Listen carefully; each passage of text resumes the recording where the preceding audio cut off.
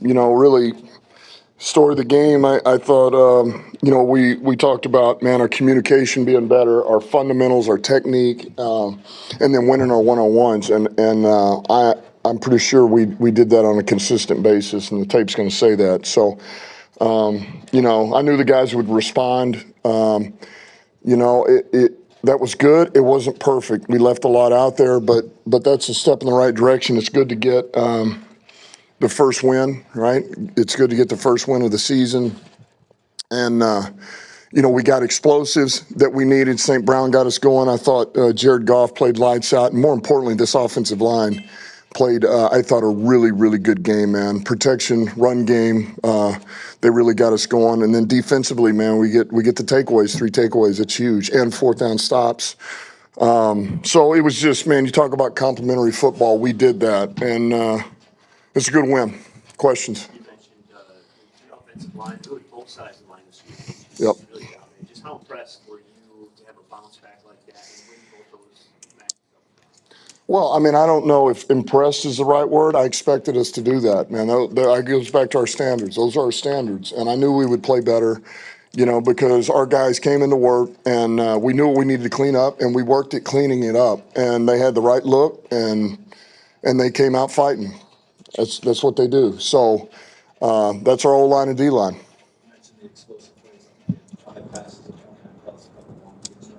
Is it, as simple as when the offensive line plays well, this offense can be Well, look, I'll just bring it. It always starts with the O-line here. It does, and I would say probably most teams, but for sure us. And when they play well, it really allows us to do a lot. It allows us to do a lot. And, that's a prideful unit. And there again, we had a couple of young guys in there that I thought played better. And they're only going to get better the more reps they get. So that was good to see.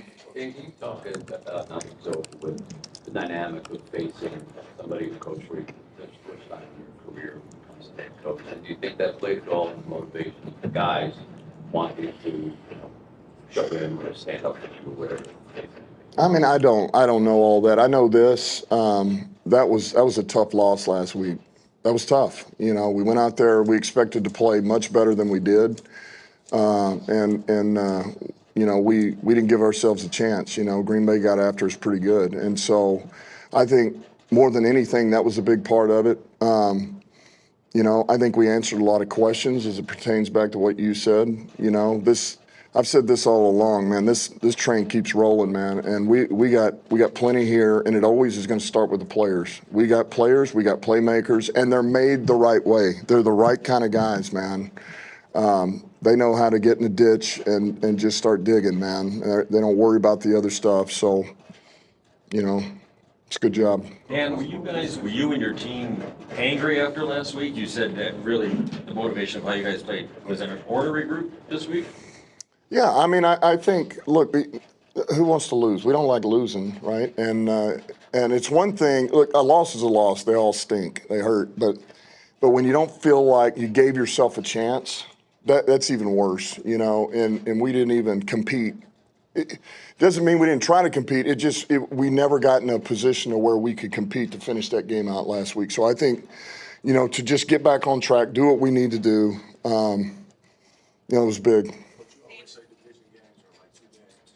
Just the sense of urgency and mindset coming into this, like, what was that like as well? Just that sense of urgency. Yeah, they are, these are big games, they count a lot. And these are the ones you got to get. So, we knew that, but I honestly go back to it really, we made it as simple. I made it as simple as, man, let's just clean up the mess that we had last week. It's really not more than that. There's always going to be this, we don't have the rhythm offensively because we lost Ben, or we're not as good because we lost AG, or this player leaves, or what. And ultimately, it's, man, do you have the coaches? Yes. Do you have the players? Yes. We just got to clean a few things up. Man, let's make a better call here in this situation. That'll help the players. The players, man, it's the footwork, it's alignment, it's assignment, it's your finish, and it's really what we focused on. And it's One thing to say going into a game that takeaways will be a point of emphasis, but what is it about the defensive aggression, the scheme that allowed you guys to actually put that into motion? Well, I just think there again, we play sticky coverage. We play sticky on the back end, and we do a lot in the front. Between our fronts and our backers, we give people a lot of different looks, and to do that, man, your guys got to be on point, and they got to be sound. I mean, Shep gives those guys a lot of leeway now, but that means they all got to be on the same page. But we're fortunate we got some bright guys that are football players, and so when you're able to do that, and you feel like you can, the opponent doesn't always know where it's coming from, and then you can play sticky on the back end, man, that's hard. All it takes is the quarterback holding it for just a tick, and you get there. It seems like you guys are a different team coming off a loss. You haven't lost 2 in a row in 3 years or whatever. Are you a different team after a loss? I just think, look, you're motivated to get that taste out of your mouth. You just, look, you don't ever want to lose focus or not play your best game, but sometimes it happens. And for certain reasons, or you may play great game and at the wrong time, you turn the ball over 2 or 3 times, right? No matter what it is, I think it refocuses you, right? There's a sense of urgency to just, man, let's go back to what we do. Let's clean this up and let's go get a win because nobody likes it. We take it personal, and that's big. Stand in front of you guys and talk about the bread and butter and getting back to bread and butter, and it may seem so simple, but to get back to that and then to see basically every offensive weapon you had explode, how much easier does it make your job standing in front of your guys again this week? Well, yeah, I mean, those guys, look, man, those guys, those are our dudes, man. They just get out of their way sometimes and let them go. Listen, we're fortunate here, man. We got a stud at quarterback who can handle a ton of information, and can get us in the right play. He's pinpoint accurate, and he's got weapons. And our O-line's playing pretty good. And so, we find our rhythm. We get the first down, and good things normally happen. So it makes me feel a lot better on the sideline seeing that, to answer your question. That's not just only going to be put into one-handed catch. That's it. That's the only place to be used. What do we need here? We need a one-handed catch right before halftime. Get him in. I'd say that that's 2 opportunities, and he's made 2 plays. So he's going to get more opportunities. The importance of getting that touchdown before you get to the locker room. Yeah, that was big. That was big. We were able to apply a lot of pressure right before halftime, knowing they were getting the ball coming out. That was a big play. That was a big play. Now, that whole thing was, they waving him out, but then nobody's stopping the clock. So we were fortunate that we got an opportunity to do it. And I mean, Goff and Saint making a huge play. It was great. No. Did you see Kirby's stumble bums celebration in the end zone? Who's that? Kirby's? No, I didn't. I didn't. Take a look. You tell me to look that up? Yep, look it All up. right. Jared, there's been a narrative about you that you can't survive without Ben or Sean McVay. You can't survive without Ben Johnson or Sean McVay. And today, man, I mean, All it takes is one game, huh? Just that's it. yeah, It's all over right. now. I mean, yeah, I don't know. Today you had a great game. Nothing to say about that. It's we had a good day today, and we'd have to have a really long press conference if you wanted me to talk about that. But we had a great game, and I felt great out there today. How important is Saint just to this offense? To what Yeah, he's a stud. He's as good as they get in our league. He's a stud. He does everything in the run game, everything in the pass game. As reliable of a player I've ever thrown to in my life. We've got a pretty good chemistry going on now for our 5th year, and it's been fun. How important is that part of it, though, just the chemistry part after 5 years? Is it almost getting to a point where you just know exactly where he's going to be, at what point, and how difficult is that on the defense? Yeah, it's hard on defense, and I even think we had the one in cut on 3rd down that we're both kind of man, we got to connect on that, pushing each other in that way. Where Jalen Johnson makes a great play, and it's those are the ones where we're no, we need to take it even further. We push each other really hard, we do, and I thought it showed up really on that back shoulder ball to him. just being able to trust that he knows what I'm thinking and I know what he's thinking, and put it in a spot where only he can catch it, and then he makes the play, incredible catch. And yeah, it's a lot of work though. It is. We put a lot of work into it and a lot of talk and figuring those things out.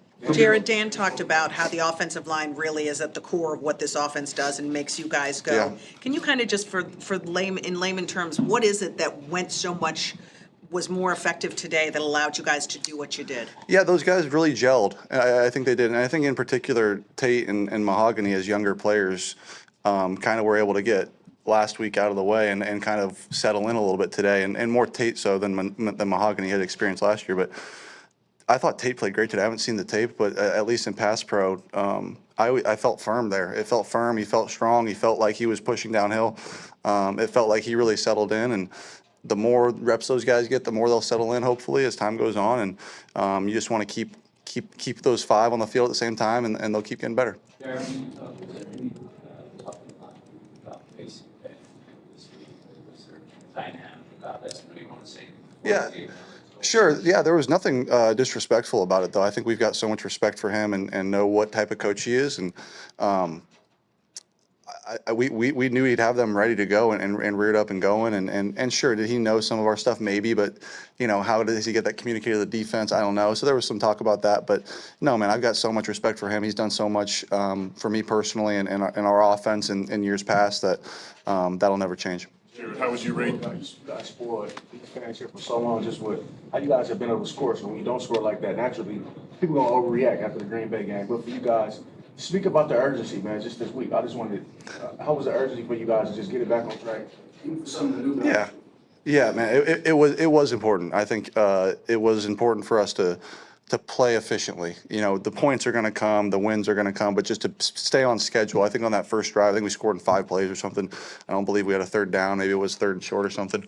That's what we want to kind of get going, that like big chunk play after big chunk play, big chunk run, and just stay on a schedule. And then ultimately up front, they want to keep guys off me and limit the sacks and allow me to kind of spread the ball around. And that's playing efficiently. And I thought that showed up incredibly today. And it was good. And at the same time, I will say this, though. I thought the first half, we could have really opened it up there, and we didn't. And I thought that was a poor job by us. Our defense got us 3 turnovers, 2 in the 4th down stop. And we got 7 points out of that. It's not even close to good enough. And we were able to come out in the second half, play great, obviously. But that first half, there's still little things there, man, that we can clean up. Tesla had another ridiculous catch today. How much trust do you get in him when he's going up and making a play every time he sees the ball like that? Yeah, man, a lot. It really gains a lot of trust being able to put the ball kind of anywhere near him and see him come down with it. And that was part of why he was drafted here, is to be that type of player, and he's shown up, man. He really has, and gets better every week, and I'm sure his route tree is just going to continue to grow. I know we've hit the 2 go balls with him, but allowing him to run some different things as well and get the ball in his hands and see what he can do after the catch, all that stuff's coming for him. But yeah, he's certainly a deep threat, and those 50-50 balls are dangerous when he's out there. Jared, you guys almost never lose 2 games in a row. You especially, I think it's like 11 times in a row. What happened? Is it anger? Is it focus? Is it what gets you guys riled up like that? Yeah, You particularly. I think it's just I can only speak from my experience here. Like the want to respond, the want to like right a wrong and like fix things and do it better in practice, and the urgency to improve. I think that Dan's always talking about. Certainly early on in the year, it's just how can we get better every week. And sure, we lost the first week, and so we got better this week. We got better in practice. We worked on certain things. We got better, and some of it showed up today. So yeah, it's just trying to find ways to respond. And I thought our defense played great as well and gave us a ton of opportunities, and we played as a full unit today. A couple more guys until the celebration. Me? Bad again, really bad. I know, really bad. I wanted to get up there because I've seen it for years now. I wanted to get in the Lions leap zone. I'm like, all right, this is my chance, and bad. But I was waiting for someone to kind of help me out and like pull me up there, and I didn't get any help, and not good. Just in layman's terms, all the explosive plays that you guys got today. How many do we have? I think there were 5 passes of like 29 plus, gives Okay. a couple runs. So just, why they were there this week and maybe they weren't in the past, probably, a lot of reasons, but just in your eyes, why and how important they are to, distinctly. They're very important. Yeah, they're very important, and I think we aim for like 6 to 8 maybe we aim for every week to get those explosives. I mean, you have 8 explosives, you're having a pretty good day. Why they were there this week and not last week? We executed better. We did. We got guys open, guys caught the ball, I threw the ball better, we ran the ball better, we protected better, we did everything better. And I think that's kind of the gist of the whole thing. Like when we do it like we're supposed to, we've got such great players on the perimeter and guys I can distribute to. It should be explosive like it was today. But when we don't do things right, you know, it can bite us. But you know, it's a good lesson for us, and to stay on that kind of urgent improvement and do it again next week. You know, Baltimore's a great team, and got to find a way to get better again next week to beat them, because I don't know if that would have been enough for them. You know, certainly in the first half. And yeah, I know it's a long-winded answer, but finding ways to get better every week, and those help with those explosives. Did you hear about Ben Johnson chance? Yeah, I didn't like that. I thought that was he did a lot for us here, and I don't know if he deserved that. Thank you, guys. Yep. Thank you.